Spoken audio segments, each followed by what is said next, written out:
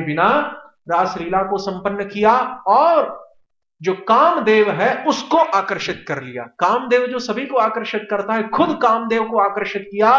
कामदेव ऐसा आकर्षित हुआ है कि भगवान के रूप और सौंदर्य को देख के मूर्छित होकर धड़ाम देकर वहीं पे गिर पड़ा है। ये होता है वास्तविक काम के ऊपर विजय। कामदेव को केवल मार देना ये काम के ऊपर विजय नहीं है। कामदेव को जीवित, शत्रु को जीवित रखकर उसको परास्त करना, यह वास्तव में विजय कहलाता है। This is the real victory. तो ये जो है श्री कृष्ण ने करके दिखाया। तो सर्व मनोहरम का मतलब, और सभी तो जो है भगवान के माधुर्य से प्रभावित है ही, लेकिन खुद भगवान भी हो जाते हैं। सर्व मनोहरम स्वाभाविक रूप गुण लीलादि सौष्ठवम, उनके रूप का, उनके गुणों का, उनके लीला आदियों का जो सौष्ठव यानी जो सौंदर्य है, जो चारुता है, और वो कैसी, वो स्वाभाविक है, वो कृत्रिम नहीं है, वो कहीं से प्राप्त नहीं किए हैं, वो स्वाभाविक उनमें रूप गुण लीला आदियों का सौष्ठव है, चेष्टाओं का सौष्ठव है, उसी को यहां पर माधुर्य माना। तो अब हम आगे बढ़ते हैं कि ऐश्वर्य और माधुर्य में कौन हावी है।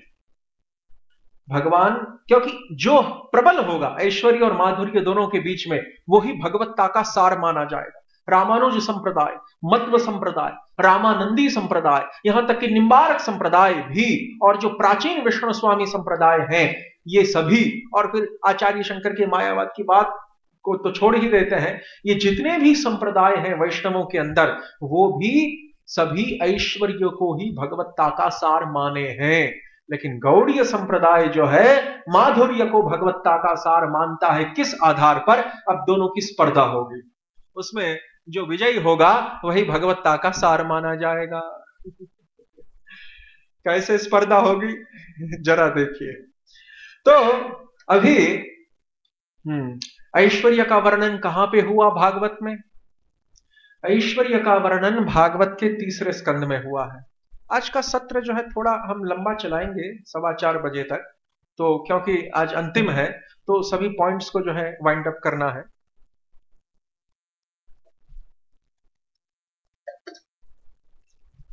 तो देखिए, श्रीमद् भागवत के 3रे स्कंद ने बताया ऐश्वर्य का निरूपण, ऐश्वर्य का एग्जाम्पल क्या है, दृष्टांत। ये तो हमने टेक्निकल डेफिनेशन, ये तो हमने जो है उसकी परिभाषा को देखा, लेकिन अब उसका व्यावहारिक निरूपण देखते हैं कि ऐश्वर्य का दृष्टांत क्या है। कहीं उसका उदाहरण है? बिल्कुल है। देखिए, स्वयं त्वसाम्यातिशय स्त्रियधीशः स्वाराज्य लक्ष्म्याप्त समस्त कामः बलिं हरद्भेश्चिरलोकपालैः किरीटकोटीडितपादपीठः।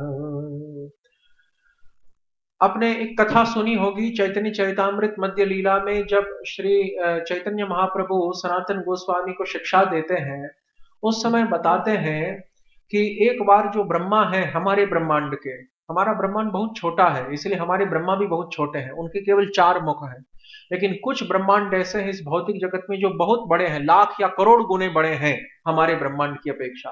तो उनके जो ब्रह्मा होते हैं उन ब्रह्मांडों के, उनके भी लाखों लाखों करोड़ों करोड़ों मुख होते हैं। तो एक बार हमारे ब्रह्मा को गर्व हुआ, वो वहां द्वारका में गए और द्वारका में जाकर भगवान के प्रति प्रकट करने लगे कि देखिए मैं ब्रह्मा आया हूं। भगवान ने जान लिया कि इनको अहंकार हो गया है, तो फिर उन्होंने, भगवान ने क्या माया रची कि समस्त जो ब्रह्मांडों के ब्रह्मा थे वो तत्क्षण भगवान के आदेश पर, आमंत्रण पर वहां पर आ गए, और लाख लाख कोटि कोटि करोड़ करोड़ मुख वाले ब्रह्माओं को देखकर हमारे जो ब्रह्मा है वो अपने आप को एक पिपीलिका के समान, एक चींटी के समान दिखने लगे। और जब उन्होंने देखा कि बड़े बड़े ब्रह्मा जो है श्री कृष्ण की जो चरण रखने की जो चौकी है, जिसको हम वेदी कहते हैं, जिसको पाद पीठ कहते हैं, उस पाद पीठ के ऊपर जब अपने मुकुटों के अग्रभाग से जब दंडवत लगा रहे हैं, और इतने ब्रह्माओं के मुकुट के अग्रभाग से उस पाद पीठ पर दंडवत करने के कारण इतना घर्षणकारी नाद कोलाहल उत्पन्न हो गया कि हमारे जो ब्रह्मा है वो बेचारे बहरे हो गए। तो उसी का निरूपण इस श्लोक में किया जा रहा है। यह है ऐश्वर्य का उदाहरण, यही होती है अनंत स्वाभाविक असमौर्ध्व प्रभुता, इसी को कहते हैं। स्वयं तु असाम्यातिशयस्त्र्यधीशः। क्या कहा गया शुक मुनि के द्वारा कि जिनका ऐश्वर्य बिना समानता का है, यानी जिनके ऐश्वर्य की समानता में, साम्य में किसी का ऐश्वर्य, किसी का वैभव नहीं है, उसको कहेंगे असाम्यातिशय। जिनका ऐश्वर्य अतिशय साम्य रहित है, it is totally without any likeness, whose opulence is totally without any likeness, without any similarity, unprecedented. तो जिनका ऐश्वर्य अतिशय साम्य से रहित है, इनका साम्य है ही नहीं, समानता है ही नहीं, अतिशय साम्य से रहित है। और जो त्र्यधीश है, त्र्यधीश यानी ब्रह्मा विष्णु और शिव तीनों गुणावतारों के भी जो अधिपति हैं श्री कृष्ण, त्र्यधीश। अथवा तो फिर जो बहिरंगा शक्ति, तटस्था शक्ति, अंतरंगा शक्ति, इन तीनों के जो अधीश्वर हैं।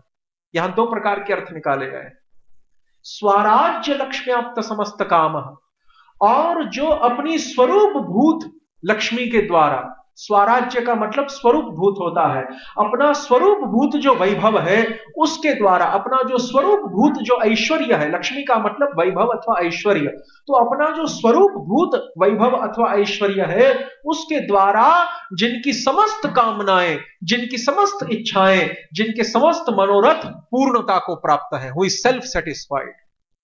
स्वराज्य लक्ष्म्याप्त समस्त काम, बलिम हरद्भिश्चरलोकपालई है, और किरीट कोटि दित पाद पीठ, और जिनके चरण रखने की जो चौकी है, वेदी है, उस पाद पीठ के ऊपर लाखों लाखों करोड़ों करोड़ों ब्रह्मा आदि जो देवता है वे आकर अपने मस्तक को टेकते हैं, और मस्तक को टेकने के कारण कोटिभित पाद पीठ, इस प्रकार से उनका आराधन करते हैं ये सभी लोकपाल, यानी ये सभी देवता। बलिम हरद्भिश्चिर लोकपाल, किरीट कोटिभित पाद पीठ, ये होता है ऐश्वर्य का उदाहरण।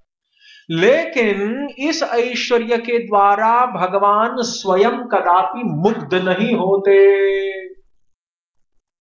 ऐश्वर्य के द्वारा जो ऐश्वर्य को धारण करने वाला होता है अथवा ऐश्वर्य को जानने समझने वाला होता है, और जिसके पास स्वयं ऐश्वर्य होता है, ऐश्वर्य का जो धारक है, वो कदापि ऐश्वर्य से, अपने ऐश्वर्य से प्रभावित नहीं हो सकता। महाभारत में क्या हुआ, जो वहां पर युधिष्ठिर का ऐश्वर्य देखा दुर्योधन ने, तो चूंकि वो ऐश्वर्य दुर्योधन के पास था नहीं, और उसने वैसा ऐश्वर्य कभी देखा नहीं था, सुना नहीं था, और ऐसे ऐश्वर्य के विषय में उसने कभी विचार भी, कल्पना भी नहीं की थी। इसलिए जब देखा कि स्थल दिख रहा है, लेकिन जैसे वहां पैर रखा तो वो जल में गया, और जल दिख रहा था तो वहां पर स्थल था। यही तो ऐश्वर्य था ना युधिष्ठिर के इंद्रप्रस्थ का। तो युधिष्ठिर स्वयं उस ऐश्वर्य से प्रभावित, आश्चर्यचकित नहीं थे। द्रौपदी स्वयं उस ऐश्वर्य से आश्चर्यचकित नहीं थी। भीमसेन स्वयं उस ऐश्वर्य से आश्चर्यचकित नहीं थे। लेकिन दुर्योधन को आश्चर्य हुआ, क्यों? क्योंकि वो स्वयं ऐश्वर्य का धारक नहीं था, उसके पास वो ऐश्वर्य नहीं था।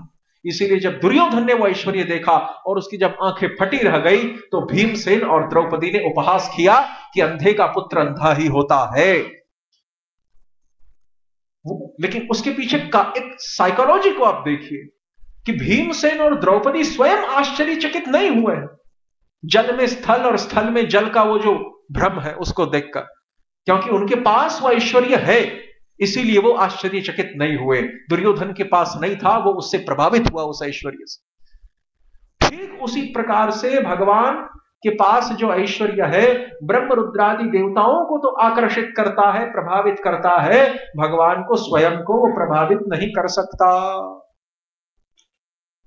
लेकिन दूसरी ओर जो माधुर्य है उसको देखिए, उसमें क्या सामर्थ्य है। माधुर्य की सामर्थ्य को देखिए। पहले तो भागवत के दशम स्कंद में जब द्वारका में उस ब्राह्मण के पुत्र का अपहरण किया है, कथा आती है ना, द्वारका में ब्राह्मण के पुत्र का अपहरण किया है। किसने किया है? यमराज ने किया है? नहीं। किसने किया है ब्राह्मण के पुत्र का अपहरण? किसी राक्षस ने किया है? नहीं। किसने किया है? महाविष्णु। कहां पर? कहां के महाविष्णु? कहां रहने वाले? कारणोदक्षाई में, यानी इस भौतिक जगत से, इस ब्रह्मांड से, इस एक पाद विभूति से बाहर, कारण समुद्र में रहने वाले, वैकुंठ की सीमा में जो कारण समुद्र है, वहां पर रहने वाले जो प्रथम पुरुषावतार मायाधिपति, जो कारणोदक्षाई महाविष्णु है, अखिल ब्रह्मांडों के परमात्मा, उन्होंने हरण किया इस ब्राह्मण के पुत्र का। क्यों हरण किया है? कोई कारण है? क्या कहते हैं महाविष्णु? जब कृष्ण और अर्जुन दोनों ब्राह्मण को प्रतिज्ञा देते हैं कि हम तुम्हारे पुत्र को ढूंढ कर लाएंगे, फिर निकल पड़ते हैं ढूंढने के लिए, अनुसंधान के लिए, फिर पूरे त्रिलोकी में घूमते हैं, यमलोक में भी जाके आते हैं, कहीं भी वो ब्राह्मण का पुत्र नहीं, ब्रह्मलोक में भी नहीं दिखता, ब्रह्मा जी के लोक में। फिर ब्रह्मांड से बाहर निकलते हैं, कारण समुद्र में जाते हैं, देखते हैं कि कारणोदक्षाई विष्णु के पास वो ब्राह्मण के पुत्र का जीव पड़ा हुआ है। पूछा कि ये आपका कार्य तो है नहीं, ये तो जो है यमलोक, यमराज का, धर्मराज का कार्य है। आप तो जो है अखिल कोटि ब्रह्मांडों के परमात्मा है, आप क्यों भला एक जो है एक ब्राह्मण के पुत्र के जीव को वहां से खींचकर यहां ले आए? तो क्या उत्तर देते हैं कारणोदक्षाई विष्णु कि हमें आप दोनों के दर्शन की अभिलाषा थी, इसीलिए। बताइए, भागवत का प्रमाण है। तो महाविष्णु को श्री कृष्ण के दर्शन की अभिलाषा क्यों हुई? क्योंकि महाविष्णु के पास ऐश्वर्य तो है ही, विष्णु के पास तो ऐश्वर्य भरपूर है, लेकिन जो माधुर्य कृष्ण के पास है वो विष्णु के पास नहीं है। इसीलिए उनके रूप का दर्शन करने की। क्यों? क्योंकि कृष्ण के रूप, गुण और लीला में सौष्ठव यानी चारुता है, ये माधुर्य का डेफिनेशन। ये सभी संकेत है जिसके आधार पर गौड़ीय दर्शन विकसित किया गया है हमारे आचार्यों के द्वारा। दूसरी बात, और अधिक स्पष्ट प्रमाण ललित माधव नाटक में से दिया गया। रूप गोस्वामी पाद के ललित माधव नाटक में से एक बार द्वारका में श्री कृष्ण बैठे हुए थे अपने राजप्रासाद में, अपने कक्ष में, और उन्होंने क्या देखा? अपने सामने जो है एक स्तंभ था, मणियों से निर्मित, स्फटिक मणि से निर्मित, स्फटिक मणि से निर्मित एक स्तंभ था, एक खंबा खड़ा था, और उसी स्तंभ में उन्होंने यकायक अपना जो प्रतिबिंब है वो देखा। और देखने के पश्चात क्या उद्गार उन्होंने व्यक्त किए? अपरिकलित पूर्व कश्चमत्कारकारी स्फुरति मम गरीयानेश माधुर्य पूरः अयमहमपि हंत प्रेक्ष्ययं लुब्धचेतः सरभसमुपभोक्तुं कामये राधिकेव। क्या कहते हैं ललित माधव नाटक में कृष्ण, वासुदेव कृष्ण कहते हैं कि अहो, ऐसा रूप जो मुझे दिखाई दे रहा है, ये कौन ऐसा व्यक्ति है कि जिसका रूप इस समय मुझे भी आकर्षित कर रहा है, और मुझे ऐसा लग रहा है कि ऐसे रूप को तो मैंने पहले कभी देखा ही नहीं है। यह तो अनअनुभूत है, नेवर एक्सपीरियंस्ड बिफोर, अनप्रेसिडेंटेड। यह तो अनअनुभूत रूप है, यह तो अपरिकलित रूप है, कभी भी इसका अनुभव आज तक हमने नहीं किया। अपरिकलित पूर्व कश चमत्कारकारी। अरे भला ये कौन इतना चमत्कार, कौन इतना जो है चमत्कारमय रूप को धारण करने वाला व्यक्ति है कि जिसके द्वारा हम भी स्वयं आकर्षित हो गए हैं। स्फुरति मम गरियान, हम भी स्वयं आकर्षित हो गए हैं। ये कौन व्यक्ति है, किसका रूप है यह, जो कि माधुर्य से भरपूर है? यह रूप गरियान एष माधुर्य पूर्ण, माधुर्य से पूर्ण है। अयम अयम अहम अपि हंत प्रेक्ष्ययं लुब्ध चेता। अरे हमारा मन भी जो है इस रूप के माधुर्य का आस्वादन करने के लिए लुब्ध हो गया है, लोभी बन गया है। हमारा जो चित्त है, हमारा जो मन अथवा हृदय है, उसमें भी इस रूप का आस्वादन करने के लिए, इस रूप का उपभोग करने के लिए लोभ उत्पन्न हो गया है। अयम अहम अपि हंत प्रेक्ष्ययम लुब्ध चेताः सरभसम उपभोक्तुम कामये राधिकेव। जिस प्रकार से श्री राधा व्रज में हमारे रूप को देखकर लुब्ध चित्त हो जाती थी, वैसे आज हम इस रूप को देखकर स्वयं लुब्ध चित्त हो गए हैं। तब जाकर उनको पता चला कि नहीं, ये तो मेरा ही रूप है। देखिए माधुर्य के पास क्या सामर्थ्य है कि स्वयं भगवान को आकर्षित कर लेता है, जबकि ऐश्वर्य अपने धारक को कदापि प्रभावित आकर्षित नहीं कर सकता, आश्चर्य में नहीं डाल सकता। परंतु माधुर्य ऐसा है जो स्वयं भगवान को भी आश्चर्य में डाल सकता है। अरे वैकुंठनाथ नारायण के पास ऐश्वर्य तो है लेकिन माधुर्य नहीं है, तो उसका परिणाम क्या निकला कि उनकी जो नित्य संगीनी रमा लक्ष्मी देवी है, वह पातिव्रत्य धर्म के ऊपर भी प्रश्न चिन्ह लगाकर, सतीत्व के ऊपर भी प्रश्न चिन्ह लगाकर एक गोप वधु लंपट छोकरे के पीछे जो है पागल बन गई है। इसीलिए क्या लिखा भागवत में सुखदेव मुनि ने कि नायम श्रियोंग नितांतरते प्रसाद स्वर्योषिताम नलिन गंधर्वचाम कुतोन्यः। अरे साक्षात जो वैकुंठ की श्री देवी है, वे भी जिनके पीछे लट्टू बन गई है। इसको कहता है माधुर्य का प्रताप। कृष्ण के पास क्या है जो नारायण के पास नहीं है? माधुर्य है। बाकी ऐश्वर्य तो दोनों के पास है। ये सभी कारण हैं जिनके आधार पे गौड़ीय दार्शनिकों ने माधुर्य को भगवत्ता का सार माना, न कि ऐश्वर्य को। और इन्हीं कारणों के आधार पर जो रागमयी भक्ति है, चाहे वो रागात्मिका स्तर की हो चाहे रागानुगा स्तर की हो, जो रागमयी भक्ति है विशुद्ध माधुर्य से ओतप्रोत, वही इसी कारण से ऐश्वर्य ज्ञानमयी विधि भक्ति से श्रेष्ठ मानी गई। ये रहस्य है। तो अब हम देखेंगे कि किस प्रकार से हमारा ये जो ब्रह्मचर्य है गौड़ीय संप्रदाय में आचरित, ये विशुद्ध राग कोटि का ब्रह्मचर्य है। केवल स्वरूप सिद्धा शुद्ध भक्ति का अंग नहीं है, परंतु जो रागमयी भक्ति है उसका भी अंगभूत है। इसको अब हम शास्त्रीय प्रमाण के आधार पर देखेंगे। तो गीता के 6वें अध्याय में भगवान श्री कृष्ण ने एक वचन कहा, प्रशांतात्मा विगत भी ब्रह्मचारी व्रते स्थितः मनः संयम्य मच्चित्तो युक्त आसीत मत्परः। कहा कि जो प्रशांत आत्मा है, यानी जो प्रशांत चित्त है, विगत भी ही, जो भय से सर्वथा मुक्त है, विगत भी ही, ब्रह्मचारी व्रते स्थितः, और जो नैष्ठिक ब्रह्मचर्य को यानी बृहद व्रत को धारण करके जो स्थित है,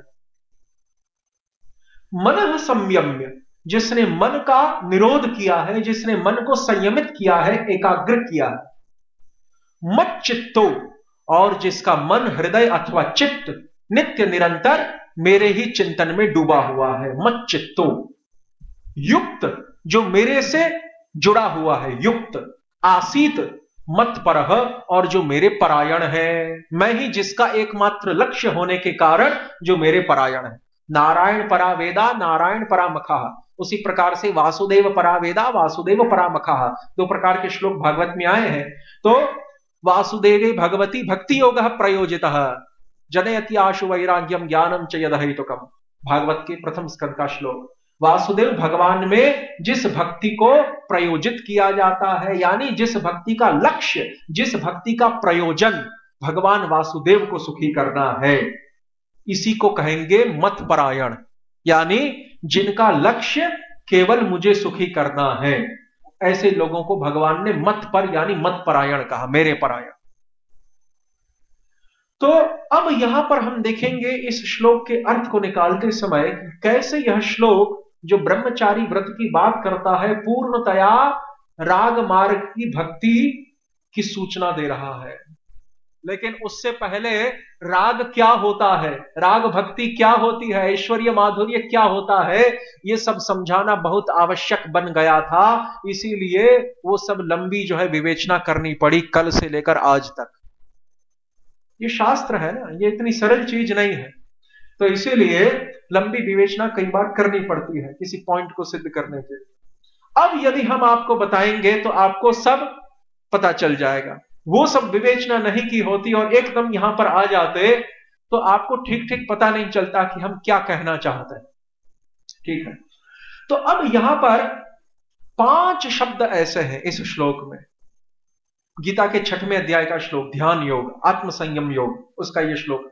प्रशांतात्मा विगत भीर ब्रह्मचारी व्रते स्थित मन संयम्य मच्चित्तो युक्त आसीत मत्परः।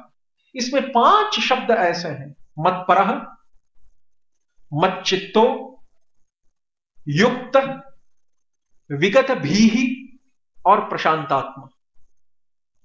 ये 5 श्लोक ऐसे हैं जो स्वरूप सिद्धा भक्ति और उसमें भी जो रागमयी भक्ति है उसका स्पष्ट निर्देश दे रहे हैं। कैसे हुआ सुनते जाइए। तो मत पर का तात्पर्य क्या है, जो भगवान के परायण हो। कहां पे जो है ऐसा शब्द देखने को मिला है, मत परह, मेरे परायण, ऐसा श्लोक और कहां पर देखने को मिला है? भागवत में है कहीं पर, 6वें स्कंद में भागवत के। मुक्तानामपि सिद्धानां नारायण परायणः सुदुर्लभः प्रशांतात्मा कोटिष्वपि महामुने। समस्त प्रकार के जो मुक्त हैं, और इस श्लोक के ऊपर यदि आप गौड़ीय आचार्यों की टीका को देखेंगे, भागवत के इस श्लोक के ऊपर सारार्थ वर्षिणी टीका विश्वनाथ चक्रवर्ती की, उसको यदि आप देखेंगे तो आपको पता चलेगा ये श्लोक पूर्णतया रागमयी भक्ति का समर्थन करता है। क्योंकि इस श्लोक का उल्लेख चैतन्य चरितामृत में भी मध्य लीला में हुआ, रूप और सनातन शिक्षा के प्रसंग में, और महाप्रभु ने इस श्लोक को उच्चारित किया। कविराज गोस्वामी इसी को समझाते हुए लिखते हैं कि कर्मी ज्ञानी योगी सकल अशांत, कृष्ण भक्त एकमात्र शांत। तो यहां पर कर्म मिश्रा, ज्ञान मिश्रा, योग मिश्रा का जिक्र नहीं है, विशुद्ध कृष्ण भक्ति का जिक्र है। और प्रश्न उठा कि शुद्ध भक्ति भी 2 प्रकार की, वैधि और रागानुगा भेद से। लेकिन जैसे कल हमने बताया, जो वैधि भक्ति है उसके प्रवर्तन का हेतु क्या होता है, वैधि भक्ति के पीछे प्रारंभ में उद्देश्य क्या रहता है साधक का? तापत्रय का नाश हो जाए, आदि दैविक, आदि भौतिक, आध्यात्मिक का नाश हो जाए और हमें परमानंद स्वरूप मोक्ष प्राप्त हो। 4 प्रकार का जो मोक्ष है, सार्ष्टी, सालोक्य, सामीप्य और सारोप्य। इसीलिए साधक श्रवण कीर्तन स्मरण में प्रवृत्त होता है, उसको वैधि भक्ति कहा गया। तो वैधि भक्ति के पीछे भी प्रारंभ में तो मोक्ष प्राप्ति का उद्देश्य होने के कारण विधि मार्ग का जो भक्त है वो पूर्ण रूप से प्रशांत चित्त नहीं माना जा सकता। क्यों? क्योंकि मोक्ष की कामना के द्वारा उसका चित्त अभी भी व्यग्र बना हुआ है कि कब मुझे मोक्ष मिलेगा, कब मेरे तापत्रय का नाश होगा, कब मेरे तापत्रय का नाश होगा, कब मुझे मुक्ति की प्राप्ति होगी। इन कामनाओं के द्वारा उसका चित्त एजिटेटेड, व्यग्र बना रहता है, इसलिए वो प्रशांत नहीं कहलाया जा सकता।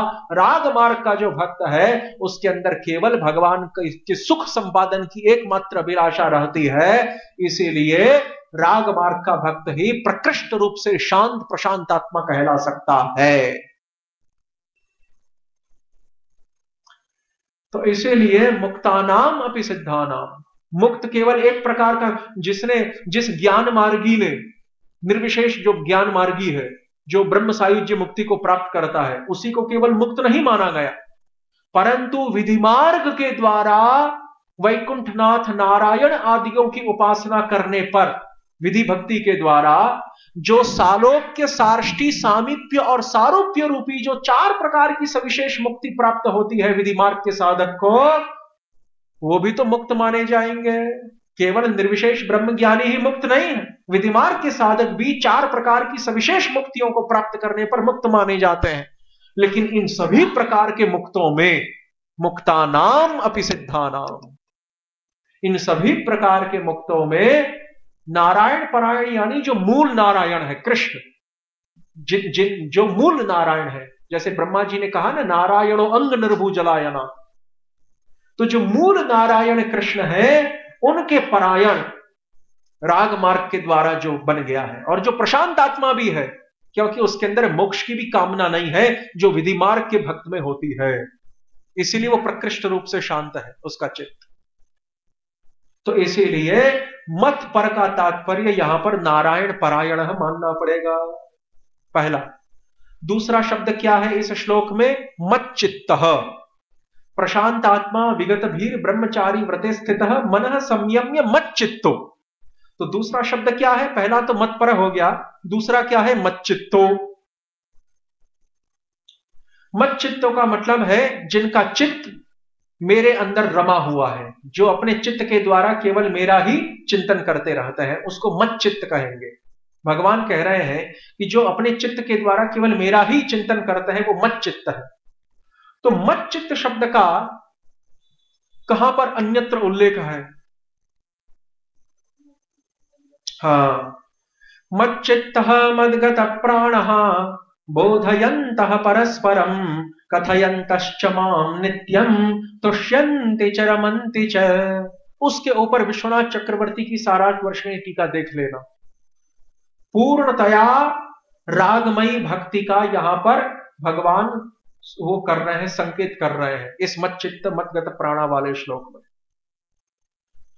क्योंकि जिनका चित्त भगवान के अंदर रमा हुआ है, आविष्ट है, और केवल आविष्ट ही नहीं है, मदगत प्राणा। भगवान ने कहा कि ऐसे जो भक्त हैं विशुद्ध प्रेम से युक्त, उनका केवल चित्त ही मेरा चिंतन नहीं करता रहता, अरे उनका चित्त तो, उनके जो प्राण है, उनका जो हृदय है, वह तो मेरे प्रति इस प्रकार से समर्पित है कि मानो वो मेरे लिए ही जी रहे हैं, वो अपने लिए नहीं जी रहे हैं। इसीलिए मदगत प्राणाहा कहा कि उनके जो प्राण है, प्राण यानी उनका मन और हृदय, वो मेरे प्रति न्यौछावर है, मेरे प्रति पूर्णतः समर्पित हो चुका है, वो जीते हैं तो भी मेरे लिए, अपने लिए नहीं। मदगत प्राणाहा। तो इस प्रकार का फिर भगवान ने क्या कहा आगे गीता में 6वें अध्याय में? मदगते नांतरात्मना योगिनाम अपि सर्वेषाम मदगते नांतरात्मना श्रद्धावान भजते योमाम समे युक्त तमो मतः। मदगते नांतरात्मना, मदगत प्राणः के समान मदगते नांतरात्मना, कि जिनकी अंतरात्मा, अंतरात्मा यानी जिनका चित्त और हृदय, जिनका मन, जिनका चित्त हृदय अथवा मन अथवा जिनकी अंतरात्मा मेरे प्रति समर्पित है, मदगत है, वही वाली बात मदगत प्राणा वाली। और फिर भगवान पुनः 7वें अध्याय में क्या कहते हैं? मय्यावेश्य मनो ये माम, जो मेरे अंदर आविष्ट जिनका मन है, मय्यावेश्य मनो ये माम, जिनका मन मेरे अंदर आविष्ट है, आवेश्य।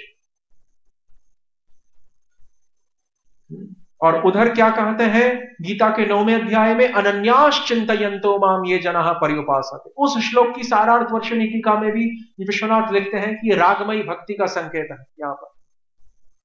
अनन्यास चिंतयन्तो, जो अनन्य भाव से मेरे चिंतन में लगे हुए हैं, मत चित्तः। अनन्यास चिंतयन्तो माम मत चित्तः, ये सभी एक ही अर्थ है।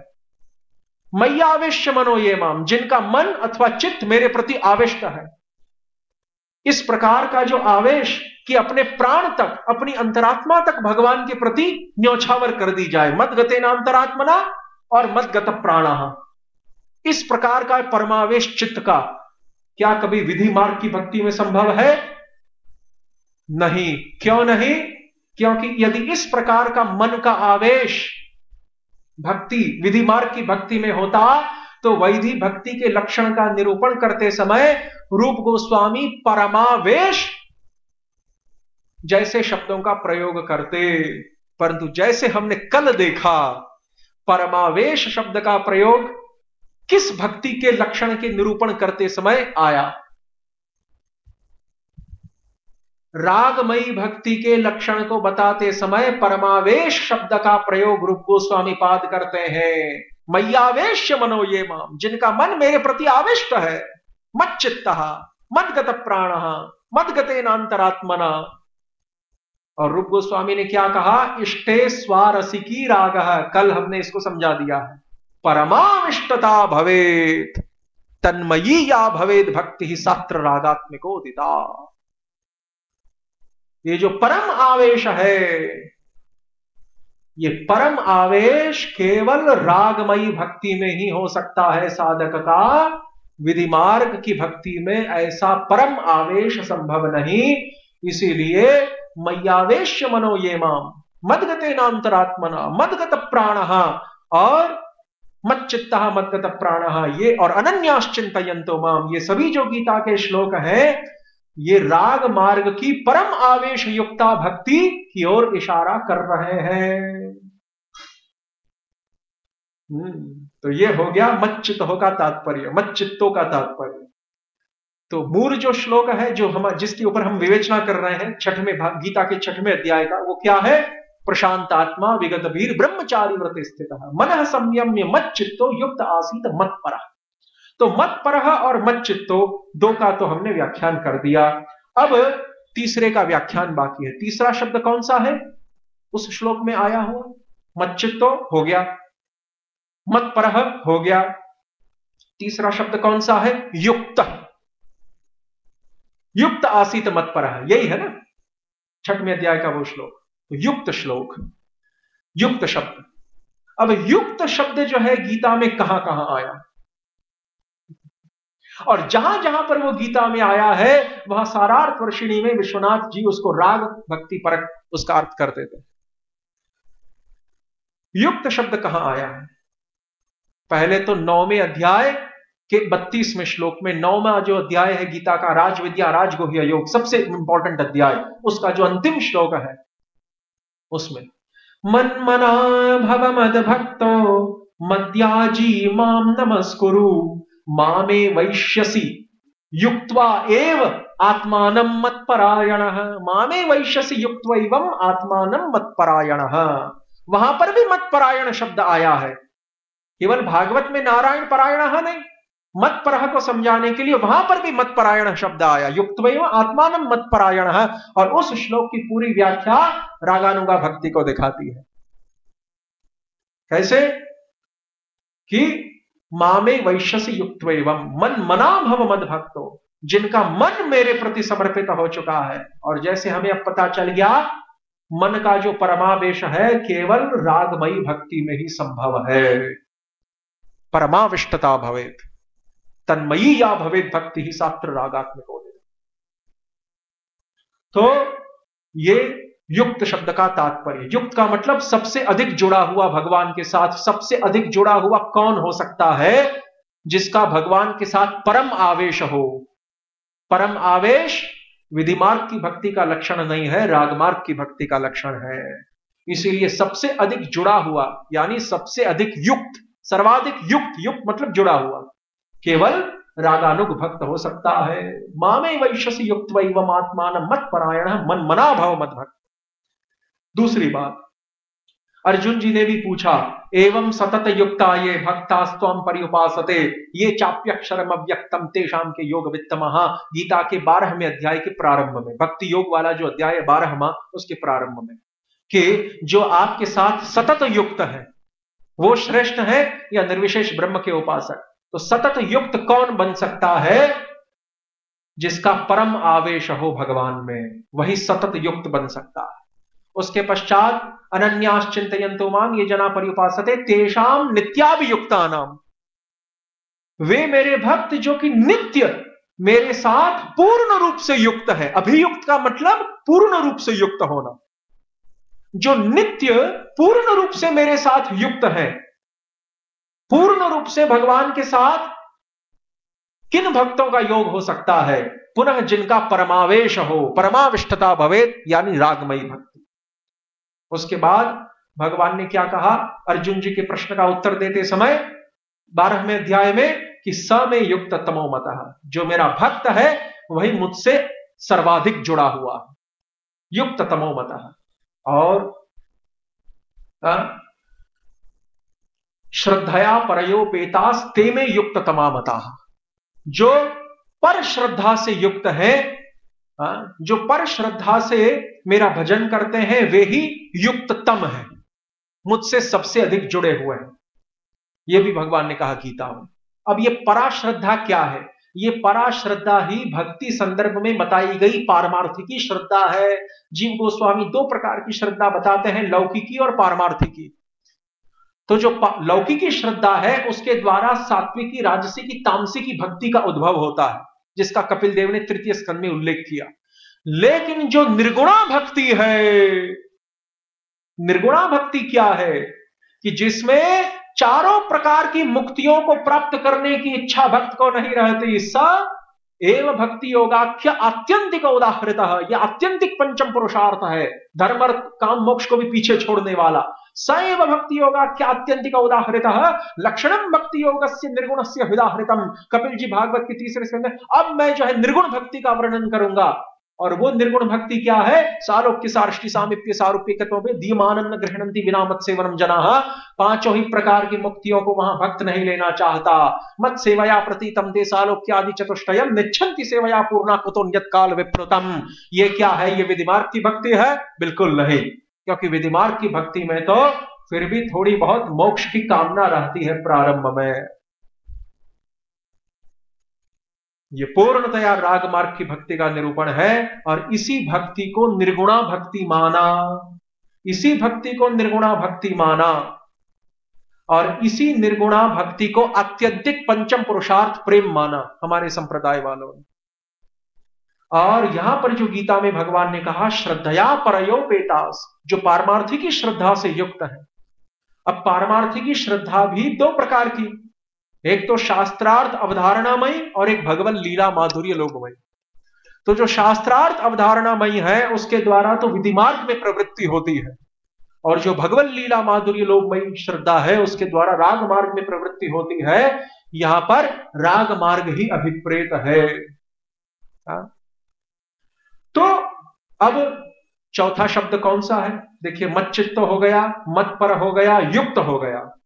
ये तीनों शब्द जो है राग मार्ग को संसूचित कर रहे हैं। तीन शब्द हो गए। चौथा शब्द कौन सा है जो उस 6वें अध्याय के श्लोक में लाया गया है? प्रशांत आत्मा विगत भीर ब्रह्मचारी व्रते स्थितः मनः संयम्य मच्चित्तो युक्त आसीत मत्परः। चौथा श्लोक कौन सा? चौथा शब्द कौन सा है? विगत भीहि, जो भय से मुक्त है, जिसका भय चला गया है। विगत भी, चला गया है जिसका भय। अब उसका कहीं निरूपण है? बिल्कुल है, भागवत में है उसका निरूपण। कैसे? व्यास जी प्रथम स्कंद का 7वां अध्याय, उसका प्रारंभ। व्यास जी, नारद जी व्यास को उपदेश देके चले गए, चंपत हो गए। उसके बाद व्यास जी भक्ति योग की समाधि में, कल शाम को भी थोड़ा इसका हमने जिक्र किया था, तो व्यास जी भक्ति योग की समाधि में बैठकर भागवत के सिद्धांतों का अनुभव करते हैं। और उस समय व्यास जी क्या अनुभव करते हैं? एक श्लोक आया, यस्यां वै श्रूयमाणायां कृष्णे परम पुरुषे भक्तिरुत्पद्यते पुंसः शोक मोह भयापहा। जिस श्रीमद् भागवत को सुनकर परम पुरुष श्री कृष्ण में प्रेम भक्ति उत्पन्न हो जाती है, और जिस प्रेम भक्ति के द्वारा जीवात्मा के शोक, मोह और भय तीनों का पूर्णतया अपहरण कर लिया जाता है सदा सदा के लिए। शोक मोह भयापहा। और यहां पर क्या? विगत भीहि, जो भय से मुक्त है। भय से मुक्त व्यक्ति कब बन सकता है? जब श्रीमद् भागवत में निरूपित जो रागमयी भक्ति है उसके आचरण में वह स्थित हो, और जब उसे प्रेमा भक्ति प्राप्त हो और प्रेमा भक्ति के द्वारा उसके शोक, मोह और भय तीनों का अपहरण कर लिया जाए, तभी वह विगत भी हो सकता है, और ऐसा व्यक्ति ब्रह्मचारी व्रत में स्थित होता है। ब्रह्मचारी व्रत स्थित है। उसके पश्चात दूसरा भी श्लोक आया भागवत के प्रथम स्कंद के प्रथम अध्याय में। आपन्नः संसृतिं घोरां यन्नाम विवशो गृह्णन् ततः सद्यो विमुच्येत यद बिभेति स्वयं भयम्। आपन्नः संसृतिं घोरां, जो व्यक्ति इस घोर संसार सागर में डूबा हुआ है, यदि वो विवश होकर भी भगवान का नाम संकीर्तन करता है, यन्नाम विवशो गृह्णन्, विवश होकर भी यदि भगवान के नाम को ग्रहण करता है तो क्या होता है? ततः सद्यो विमुच्येत यद बिभेति स्वयं भयम्, वो भगवत धाम को प्राप्त कर लेता है, क्योंकि ये नाम कैसा है कि जिसके द्वारा भय भी साक्षात भयभीत रहता है। यानी भक्ति के द्वारा ही विगत भी ही स्थिति को हम पहुंच सकते हैं, ये सिद्ध हुआ। फिर भागवत में कहा व्यतिरेक रूप से भी इसको सिद्ध करना है। अन्वय रूप से तो सिद्ध किया सीधा सीधा, अब उल्टा उसको सिद्ध करेंगे इसी बात को व्यतिरेक रूप से। तो भागवत में क्या बताया? भयं द्वितीयाभिनिवेशतः स्यात् ईशादपेतस्य विपर्ययो स्मृतिः तन्मायया तो बुधा भजेत्तम भक्त्यैकयेशं गुरुदैवतात्मा। ये बड़ा प्रसिद्ध श्लोक है भक्ति संदर्भ में, तो बार बार इसका। तो भयम द्वितीयाभिनिवेश, ये कैसे जो है जीव संसार सागर में भगवत विमुख है उसका निरूपण इसमें किया है, और कैसे उसमें से निकला जाए। तो भयम द्वितीयाभिनिवेशतः स्यात्, संसारी जीव को भय कब उपस्थित होता है? जब भगवान को छोड़कर किसी इतर वस्तु में, किसी द्वितीय पदार्थ में, इन ए सेकंड ऑब्जेक्ट, किसी द्वितीय पदार्थ में, भगवान को छोड़कर किसी इतर पदार्थ में जब जीव का अभिनिवेश, आवेश होता है, तभी संसार का भय उपस्थित होता है। बद्ध दशा, कृष्ण विमुखता, एवर्जन टू द लॉर्ड। और संसार में अभिनिवेश का उल्टा क्या है? रागमयी भक्ति का लक्षण परमाविष्टता भवेत्। संसार में अभिनिवेश का ठीक उल्टा क्या है? भगवान में अभिनिवेश, परमावेश, जो कि रागानुगा भक्ति का लक्षण माना रूप गोस्वामी ने। तो भयम द्वितीयाभिनिवेशतः स्यात्, जो भगवान को छोड़कर सांसारिक वस्तु में, द्वितीय वस्तु में, इतर वस्तु में अभिनिवेश को प्राप्त है, कंप्लीट एब्सॉर्प्शन अभिनिवेश का मतलब है। ईशाद अपेतस्य विपर्ययो स्मृति, ईश्वर के चरण कमलों को छोड़कर इस प्रकार से जो करते हैं। लेकिन इससे निकलने का उपाय क्या है? तन्मायया तो बुधा भजेत्तम, इस भक्त्यैकयेशम, भक्त्या एकया ईशम गुरुदेवतात्मा, इससे निकलने का एकमात्र उपाय है पुनः भगवान की एकांतिकी भक्ति को, भक्त्या एकया ईशम गुरुदेवतात्मा, भक्त्यैकयेशम गुरुदेवता। ये संधि और संधि विच्छेद करके मैं आपको बता रहा हूं। केवल एक एकांतिकी भक्ति, एकया भक्त्या का मतलब है एकांतिकी भक्ति का अनुसरण करते हुए ईश्वर और गुरु को प्रसन्न करके इस भय में से निकला जा सकता है। और वो एकांतिकी भक्ति क्या है? वो विधि मार्ग वाली भक्ति नहीं है, राग मार्ग वाली भक्ति है। क्योंकि राग मार्ग वाली भक्ति में ही भगवान में परमावेश होता है, और जब भगवान में हमारा परमावेश होगा तभी सांसारिक वस्तु में से हमारा परमावेश पूर्णतया समाप्त हो जाएगा। इसलिए परमावेश की जो पराकाष्ठा है वो केवल रागमयी भक्ति में है, ये सिद्ध हुआ। और पांचवा शब्द क्या है इस श्लोक में? प्रशांतात्मा विगत भी। वो प्रशांतात्मा शब्द मुक्तानाम अपि सिद्धानाम वाले श्लोक में आया। नारायण परायण सुदुर्लभ प्रशांतात्मा कोटिष्वपि महामुने। क्योंकि विधि मार्ग के भक्तों की संख्या अधिक है, राग मार्ग के भक्तों की संख्या बहुत कम है अपेक्षित दृष्टि से। इसीलिए सबसे अधिक जो दुर्लभ है वो विधि मार्ग वाला भक्त नहीं हो सकता, सबसे अधिक जो दुर्लभ है वो राग मार्ग वाला ही भक्त है, ये इस युक्ति से भी सिद्ध होता है। मुक्तानाम अपि सिद्धानाम नारायण परायण सुदुर्लभ प्रशांतात्मा। अति सुंदर रूप से दुर्लभ कौन हो सकता है? जो राग मार्ग का उपासक है, विधि मार्ग का नहीं, वो बड़ा कॉमन है। इसीलिए ये जो श्लोक है गीता के 6वें अध्याय का, प्रशांत आत्मा विगत भीर ब्रह्मचारी व्रत स्थित, ये जिस ब्रह्मचर्य व्रत की बात करता है, ये राग मार्ग में अपनाया जाने वाला ब्रह्मचर्य है।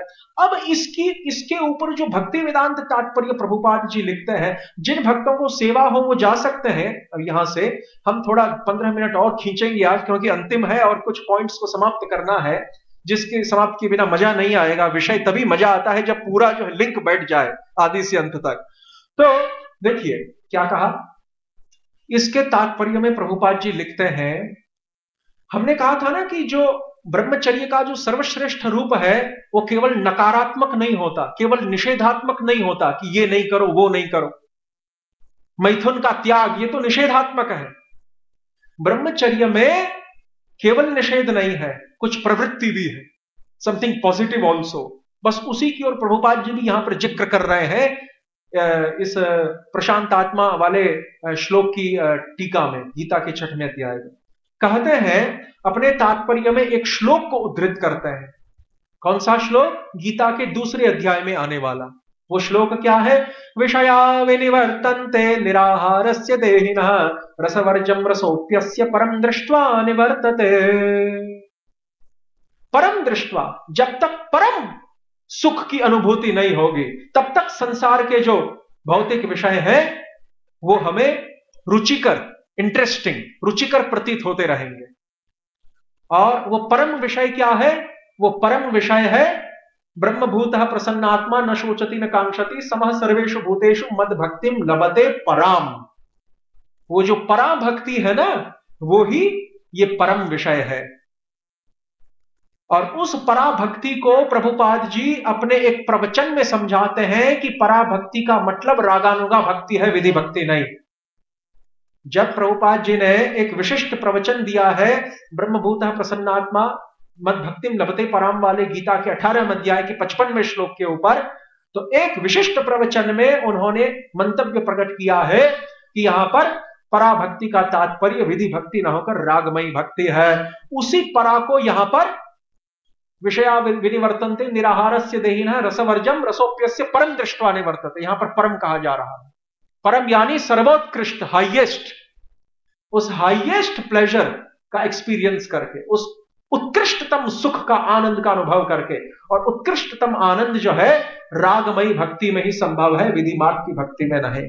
क्योंकि विधि मार्ग की भक्ति ऐश्वर्यमयी है, रागमयी भक्ति माधुर्यमयी है। माधुर्यमयी भक्ति में ही उत्कृष्टतम परम सुख संभव हो सकता है। और प्रभुपाद जी कहते हैं कि ब्रह्मचर्य का तात्पर्य क्या है?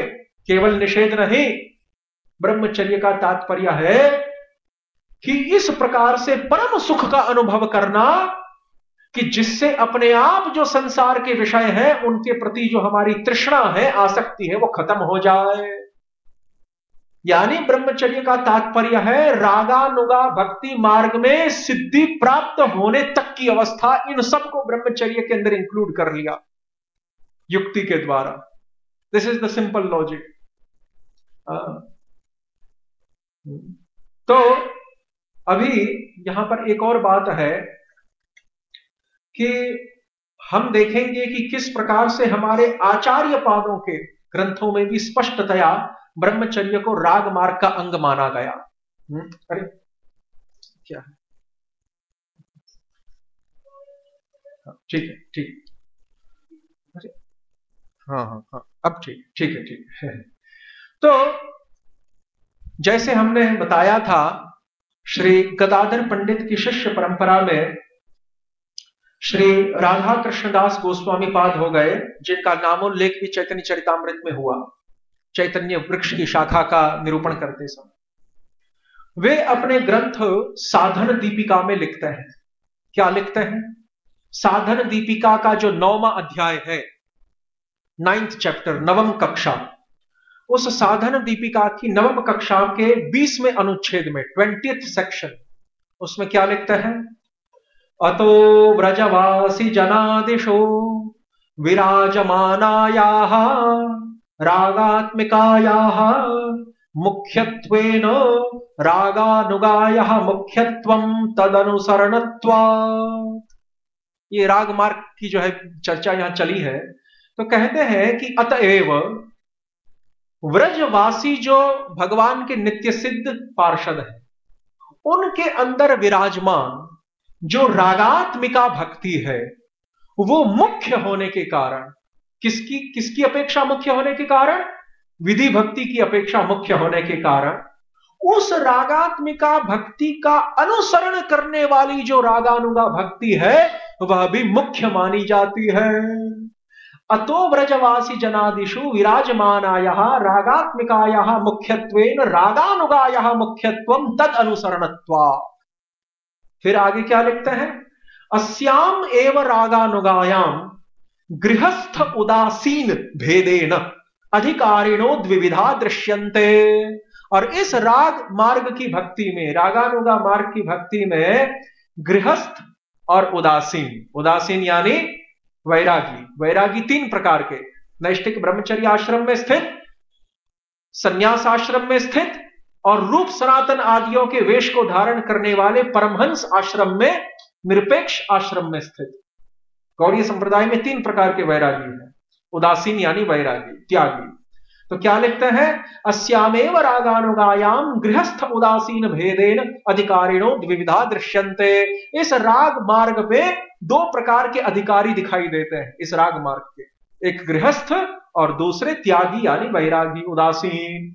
तत्र उदासीन मुख्याः, उसमें भी जो उदासीन है, जो वैरागी है, वो मुख्य अधिकारी माने गए राग मार्ग के। क्यों? क्योंकि राग मार्ग में आगे चलकर दो प्रकार से भक्त भगवान की सेवा करता है। सेवा साधक रूपेण सिद्ध रूपेण चात्र ही तद्भाव लिप्सुना कार्य व्रजलोकानुसार। भक्ति रसामृत सिंधु में कहा, चैतन्य चरितामृत में भी कहा कि बाह्य आभ्यंतर द्वैत साधन। चैतन्य चरितामृत में भी कहा, भक्ति रसामृत सिंधु में भी कहा कि राग मार्ग की भक्ति में आगे चलकर दो प्रकार के साधन होते हैं, एक बाह्य साधन, एक आंतरिक साधन। तो जो आंतरिक साधन है वो मन के द्वारा होता है ना। तो इसीलिए जो वैरागी हैं, उनके लिए मन के द्वारा जो भजन है वो अधिक महत्वपूर्ण माना गया। लेकिन जब तक उस अवस्था पे हम नहीं आते हैं, तो पहले जो स्थूल शरीर है उसके द्वारा भजन करना ये आवश्यक माना गया है। चलिए, तो अभी यहां पर एक बात और आपको बता दें कि ये जो कहा ना कि गृहस्थ और उदासीन, तो गृहस्थ की पहचान क्या है बताइए? गृहस्थ की पहचान ये है, चाणक्य पंडित भी अपने नीति शास्त्र में बताते हैं, न गृहम गृहम इत्याहुः गृहिणी गृहमुच्यते।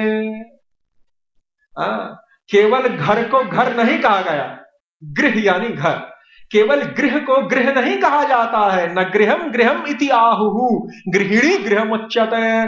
केवल घर को घर नहीं कहा जाता, गृहिणी यानी जो भार्या अर्धांगिनी जो पत्नी है, वही वास्तव में गृह यानी घर माना गया है। तो गृहस्थ का तात्पर्य जो घर में रहता हो, लेकिन घर में रहने का वास्तविक आशय क्या है? जो गृहिणी के साथ रहता हो वही गृहस्थ माना जाएगा। तो इसीलिए न गृहम गृहमित्याहुः गृहिणी गृहमुच्यते, ये प्रसिद्ध वाक्य है नीति शास्त्र का, चाणक्य पंडित का। तो अब देखते हैं कि अब किस प्रकार से जो जो ब्रह्मचारी अथवा जो वैरागी हैं, जो उदासीन हैं, वो मुख्य माने गए राग मार्ग की साधना में गृहस्थों की अपेक्षा। वो अभी देखेंगे हम। तो यहां पर विष्णु पुराण में लिखा है, श्रीधर स्वामी पाद ने भागवत की जो अपनी टीका है भावार्थ दीपिका, उसमें भी इस श्लोक को कोट किया है विष्णु पुराण में से। विषयाविष्ट चित्तानां विष्णवावेशः सुदूरतः वारुणी दिग्गतम वस्तु व्रजन्नैन्द्रीं किमाप्नुयात्। क्या कहते हैं कि जिन लोगों का चित्त विषयों में आविष्ट है, सांसारिक विषयों में, तो भगवान विष्णु का जो आवेश है वो उनमें नहीं हो सकता। भगवान के प्रति भगवान का जो आवेश है, भगवान में जो आवेश है, वो तो अति दूर रहता है उन लोगों के लिए। सुदूरतः, विष्णवावेश सुदूरतः। ठीक ऐसा ही श्लोक आया है ना, विषयाविष्ट चित्तानाम मुकुंद स्मरणम न भवेत, पुराणों में, कि जिनका चित्त विषयों से आविष्ट मुकुंद का स्मरण, काम क्रोधादि विर्भाव यही आक्रांतम यस्य मानसम कथम तस्य मुकुंदस्य स्फूर्ति संभावना भवे। ये सभी श्लोक पद्म विष्णु पुराण आदियों में आए हैं। तो अब इसका टीका में लिखते हैं श्रीधर स्वामी पाद कि गृहारंभो ही दुखाय न सुखाय कदाचन। गृहारंभ यानी गृहस्थी का जो आरंभ है, वो गृहस्थी का आरंभ दुख के लिए ही होता है, सुख के लिए कदापि नहीं होता। क्यों? क्योंकि गृहस्थ व्यक्ति चाहे वो भगवान का भक्त भी क्यों ना हो, जब तक वो भक्ति की उन्नत अवस्था पे नहीं पहुंचता है, तब तक वो गृहस्थ व्यक्ति भले भगवान का भक्त हो तो भी उसका जो अंतःकरण, उसका जो मन है, हृदय है, वो सदा उद्विग्न रहता है। प्रमाण कहां से लेंगे? प्रमाण लेंगे श्रीमद् भागवत में नारद जी के वाक्य से। नारद जी ने क्या कहा? तत्साधु मन्ये असुरवर्य देहिनाम सदा समुद्वेग्न धियाम सद्ग्रहात् हित्वात्मपातं गृहमन्धकूपं वनं गतो यद्धरिमाश्रयेत। क्या कहते हैं? नारद जी कहते हैं कि हे असुर श्रेष्ठ, नारद जी और प्रहलाद जी का संवाद है, हे असुर श्रेष्ठ, मैं तो उस व्यक्ति को ही सर्वश्रेष्ठ साधु मानता हूं, तत्साधु मन्ये, जो सदा समुद्विग्न धियाम सद्ग्रहात्, ऐसा गृह रूपी अंधकूप, और गृह का मतलब गृहिणी के साथ रहना, ऐसा जो गृह रूपी अंधकूप है, अंधेरा कुआं, जिस गृह रूपी अंधकूप में सदा सर्वदा हमारी जो बुद्धि है, हमारा जो हृदय और मन है, वो अहंकार से, अहंकार यानी असदग्रह, अहंकार से और उद्वेग से व्यग्र रहता है, विक्षिप्त रहता है। सदा समुद्विग्न धियाम असदग्रह, जिस गृह में पढ़कर, गृह रूपी अंधकूप में पढ़कर हमारा अंतःकरण, हृदय, मन, बुद्धि सदा सर्वदा असदग्रह, अहंकार कि मैं भोक्ता हूं, मैं इस गृहिणी का भोक्ता हूं, मैं ये जो मेरा ये जो परिवार है उसका मैं भोक्ता हूं, ये सभी मेरे भोग के लिए बने। इस अहंकार, इस असदग्रह और इस उद्वेग के द्वारा कि कैसे मैं अपने परिवार का पालन पोषण करूंगा। प्राय हमने देखा भी, जो गृहस्थ भक्त होते हैं, भक्ति में भी जुड़ते हैं, तो उनका जो है वो व्यग्रता रहती है। पहले जो है पालन पोषण की इतनी व्यग्रता रहती है कि भक्ति में भी जो है उतना एकाग्र नहीं बन पाता। तो सदा समुद्विग्न धियाम असद्ग्रहात् हित्वात्म पाप, इस प्रकार से आत्म पतनकारी जो गृह रूपी अंधकूप है, उसको छोड़कर, हित्वा, उसको छोड़कर वन में जाकर भगवान हरि का जो आश्रय लेता है। अब आजकल तो वन नहीं रहे, वन का मतलब इस प्रकार से आश्रम में रहकर जो भगवान हरि का आश्रय लेता है, उसी को मैं श्रेष्ठ साधु मानता हूं। भागवत में नारद जी का वचन। इसीलिए राग मार्ग में जो उदासीन त्यागी हैं, जो नैष्ठिक ब्रह्मचारी आदि हैं, वो मुख्य अधिकारी माने गए।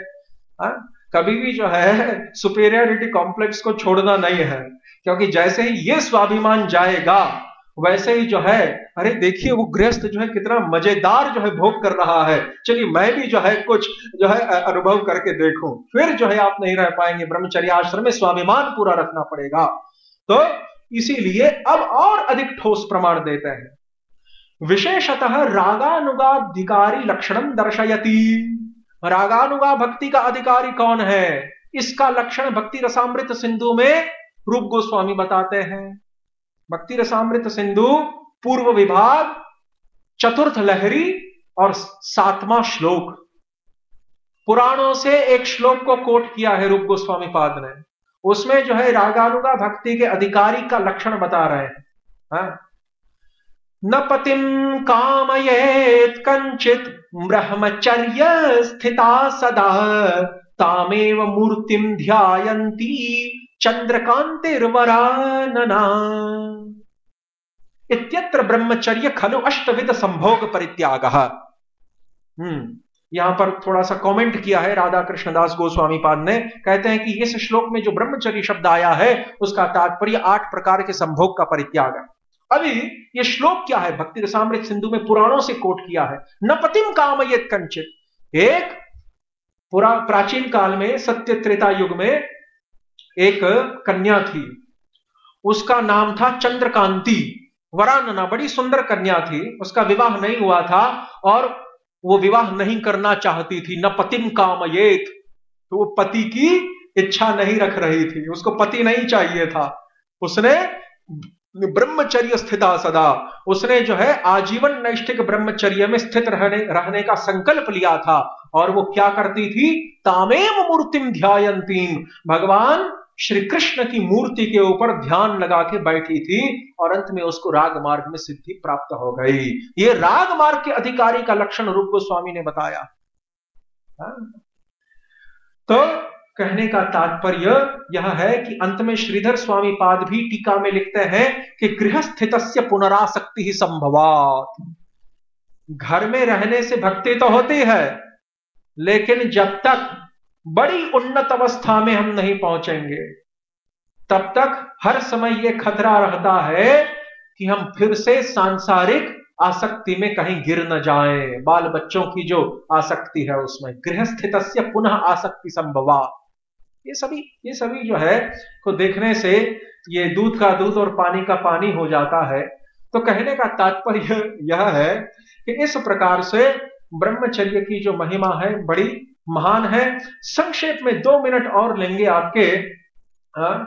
हमने जो कहा था कि जो ब्रह्मचर्य, तो इसीलिए ब्रह्मचर्य यद्यपि भक्ति के जो 5 अंतिम मुख्य अंग है, श्री मूर्ति श्रद्धा सेवन आदि, उसमें कहीं ब्रह्मचर्य का उल्लेख नहीं है, लेकिन फिर भी आपको पता चल गया कि ब्रह्मचर्य किस प्रकार से खास करके रागानुगा भक्ति मार्ग वालों के लिए सर्वाधिक महत्वपूर्ण है। दूसरी बात, प्रश्न ये उठा कि वो जो उस दिन पहले दिन जो श्लोक कोट किया था भागवत के 11वें स्कंद से, कि जिसमें यह बताया गया है कि जो ब्रह्मचर्य है, ब्रह्मचर्य आश्रम है, वो भगवान के हृदय से प्रकट होता है। ब्रह्मचर्य भगवान के हृदय से प्रकट होता है, ब्रह्मचर्यम हृदयो मम। लेकिन उसी भागवत में कहीं कहीं यह लिखा है कि ब्रह्मचर्य भगवान के पैर से प्रकट हुआ। तो तात्पर्य क्या निकालेंगे? भगवान का जो पैर है वो क्या है? ये अन्ये अरविंदाक्ष विमुक्त मानिनः त्वय्यस्त भावाद अविशुद्ध बुद्धयः आरुह्य कृच्छ्रेण परम पदम तथा पतन्त्यदो अनादृत युष्मदंग्रयः।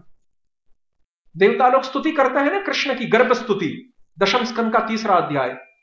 कारागृह में आकर देवता लोग भगवान कृष्ण की, देवकी के गर्भ में स्थित भगवान की स्तुति करते हैं। क्या कहते हैं? ये अन्य अरविंदाक्ष, बड़ा प्रसिद्ध श्लोक है हमारे इस्कॉन। अनादृत युष्मदंग्रयः, आपके चरणारविंदों का अनादर करते हैं वो मायावादी लोग। अनादृत युष्मद अंग्रयः, तुम्हारे चरणों का अनादर करते हैं वे लोग। तो वहां अंग्री शब्द का मतलब चरण है। युष्मत अंग्रयः, तुम्हारे चरण है भगवान।